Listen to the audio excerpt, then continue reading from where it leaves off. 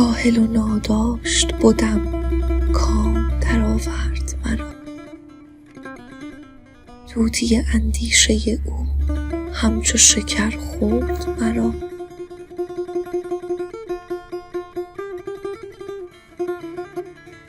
تابش خورشید ازل پرورش جان و جهان، بر صفت گل به شکر پخت و بپرورد مرا.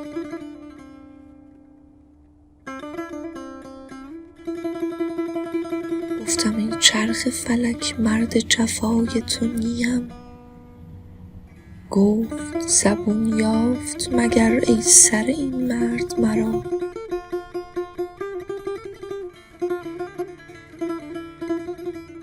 ای شه شطرنج فلک مات مرا برد تو را، ای ملک آن تخت تو را تخته این نرد مرا.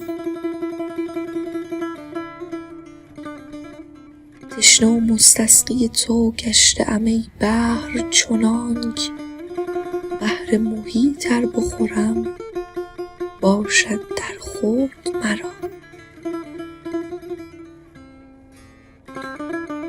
حسن غریب تو مرا کرد غریب دو جهان، فردی تو چون نکند از همگان فرد مرا.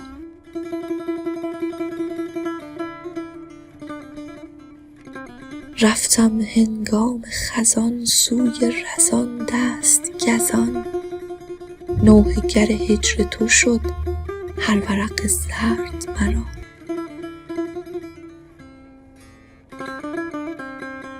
فتنه عشاق کند آن رخ چون روز تو را، شهره آفاق کند این دل شبگرد مرا. راست چو شقه علمت رقص کنانم ز هوا، بال مرا باز گشا خوش خوش و منورد مرا.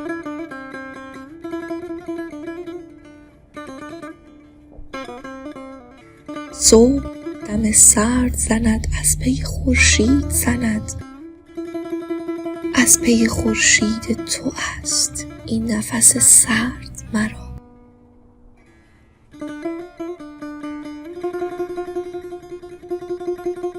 جزو ز جزوی چو برید از تن تو درد کند،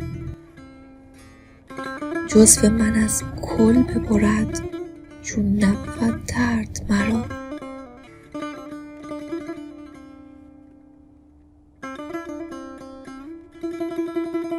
بنده آنم که مرا بی گنه آزرده کند، چون صفتی دارد از آن مه که بیازرد مرا.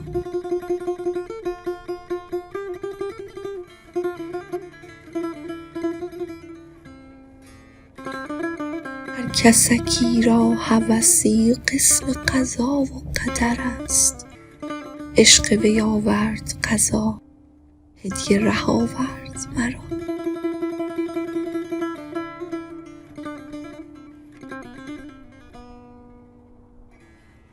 اسب سخن بیش مران در ره جان گرد مکن، گرچه که خود سرمه جان آمد آن گرد